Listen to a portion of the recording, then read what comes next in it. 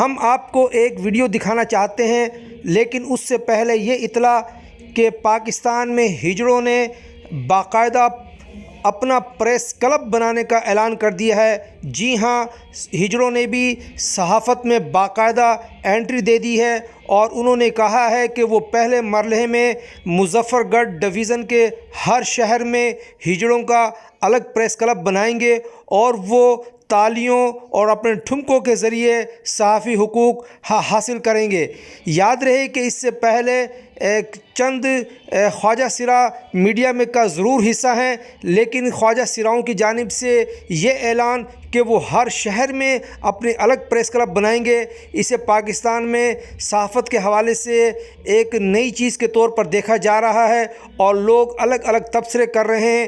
بعض لوگوں نے اسے خوش آئند قرار دیا ہے، لیکن بیشتر لوگوں کا کہنا یہ ہے کہ اب صحافت کو یہ دن بھی دیکھنے تھے اور ان کا کہنا یہ ہے کہ پاکستان میں صحافت واقعتاً اتنی گر چکی ہے کہ ان کے ساتھ ایسا ہی ہونا چاہیے تھا۔ اب آپ ویڈیو ملاحظہ فرمائیں۔ السلام علیکم جی، میرا نام شاہنواز شانی ہے۔ آج ہمارا ایک اہم اجلاس ہوا۔ اجلاس کی میٹنگ میں ہم نے کچھ چیزیں جو ہیں وہ ڈیسائیڈ کی ہیں کہ مظفر گڑھ کے اندر آئے دن نیا سے نیا پریس کلب سننے کو مل رہا ہے۔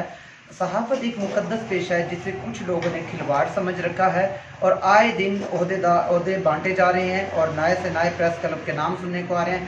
آج خواجہ سراؤں نے فیصلہ کیا ہے کہ صحافی برادری کے حقوق کے لیے ہم لوگ میدان میں آ رہے ہیں۔ آج ہم نے اپنے پریس کلب کی خواجہ سرا پریس کلب کا سنگ بنیاد رکھ دیا ہے اور بہت جلد ہم لوگ اعلان کرنے والے ہیں، عہدے اپنے بانٹنے والے ہیں۔ پورے ڈسٹرکٹ مظفر گڑھ کی تحصیلوں سے ہمارے رابطے ہو گئے ہیں۔ صحافی بھائیوں سے گزارش ہے کہ آپ ایک پیج پہ آ جائیں، ایک جگہ پہ آ جائیں۔ نہ ہی تو یہاں پر کوئی تعلیم دیکھی جاتی ہے، نہ بھی یہاں پر کوئی معیار دیکھا جاتا ہے، اور پریس کلب بنانا اتنا آسان ہو گیا۔ ہم نے سوچا کیوں نہ ہم پریس کلب بنا دیں۔ انشاءاللہ خواجہ سرا پریس کلب زندہ باد۔